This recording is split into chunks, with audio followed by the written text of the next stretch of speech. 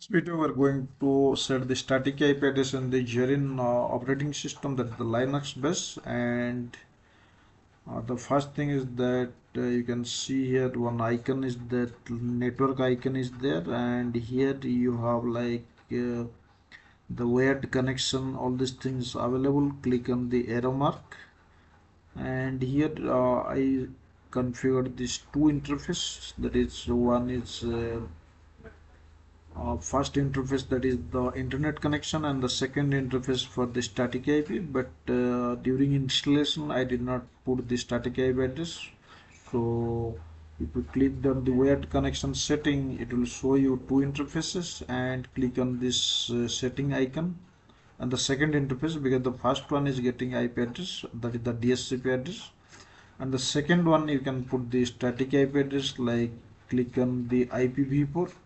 By default it will select this automatic, like the first option. Okay, so you need to click on the second option, that is the manual. So after that you need to manually put this IP address. Okay, so in VirtualBox environment I put the IP address like 192.168.56.206.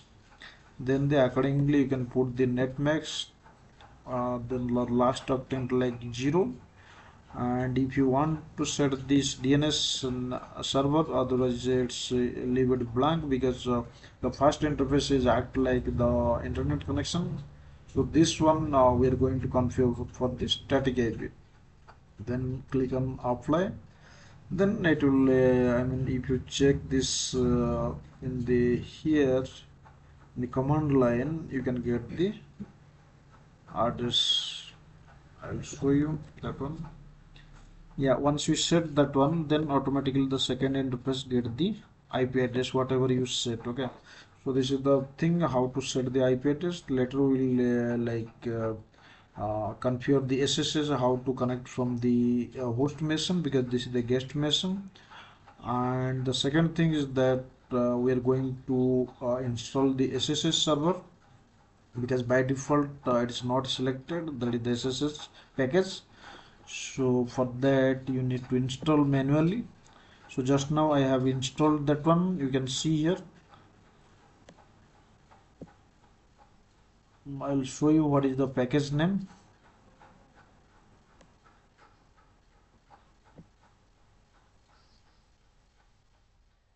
Yeah, you can see here one command I executed, apt install openssh-server. So it is basically installing the OpenSSH packages. Then once the installation is completed, let me clear my screen. Then you expect this folder should be created. It is sshd_config. Yeah, this file you need to edit. If you want the root access, then you can search for permit. Yeah, here you can see like it is showing like PermitRootLogin, like prohibit password. So you need to make the changes.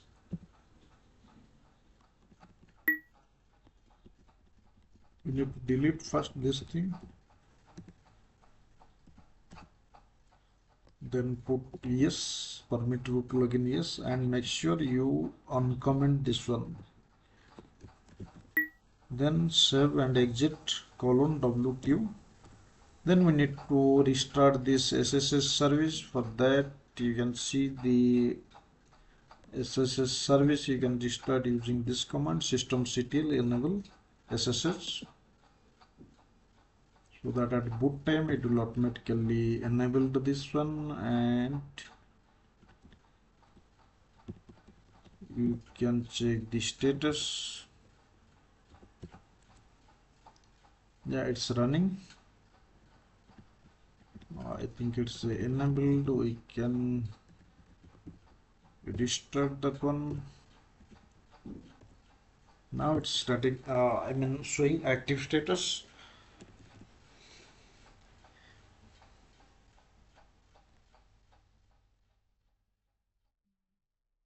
And the second thing is that you can see the screen is not maximized, so you can add some guest addition here.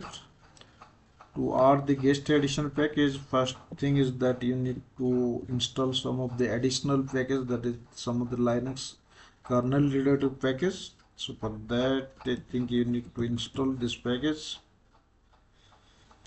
Let me show you this package we need to install.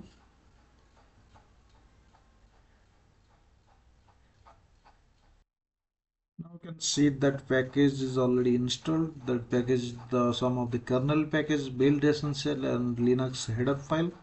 So after these essential package are installed, then we are going to install this VirtualBox. So for that, first thing is that click on the top like device tab. That is the VirtualBox tab, not the operating system tab. You can see one icon like insert guest addition CD image. Okay, so that the ISO image, that the guest addition ISO image will automatically mounted. I clicked that one, and after that you can see, let me clear the screen. You can put the df-h command. It will show you that it is mounted. You can see like it is automatically mounted on the media directory. So the disk ISO path is like dev sr0, so we can switch to that directory, media user, whatever the username, then VirtualBox. Then here you can see like some of the files, like you expect this type of executable file should be there, like VBox Linux addition something dot slash VBox Linux addition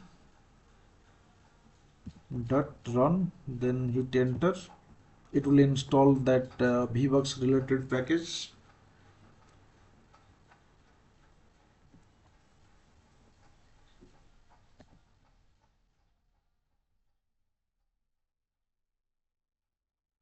Once the package is installed, then you should reboot this machine, because until unless you reboot this machine you cannot get this full screen mode.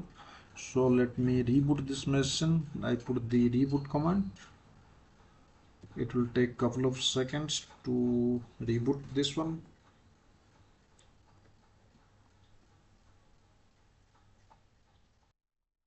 You can see the system is rebooted, but still you can get this half of the image, like not the full desktop.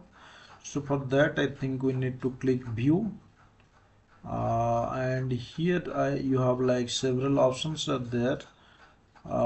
First click on the adjust window size, I think. Then yeah, so now we can see the full screen mode. And if I click on this open terminal, you can get the full screen mode. And let me switch to root user, and I can check this IP address also. Let me log into this IP from my host machine also, you can try.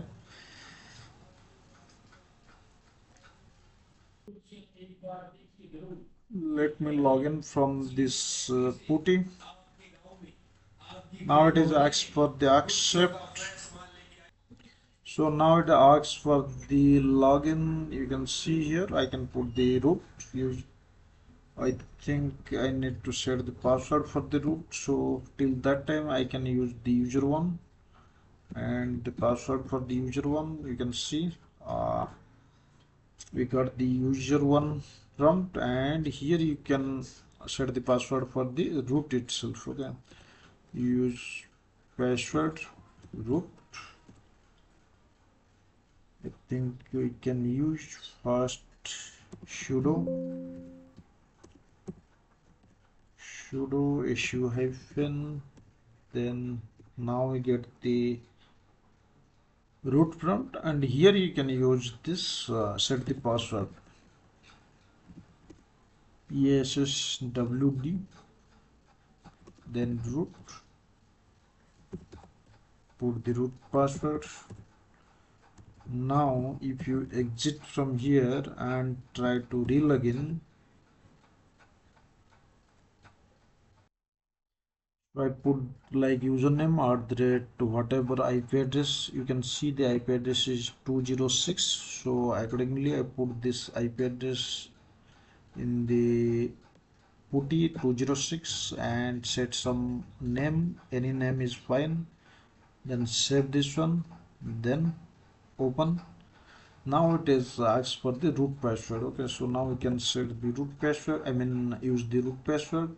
It is directly redirect to root login. Okay, so this is the thing how you can remotely log into this machine. And the second thing is that what are the internet features available. You can see some of the browsers are there. If you click on the internet, yes, several options are there. First click on the web browser, Brave web browser. This is the default web browser in Zorin,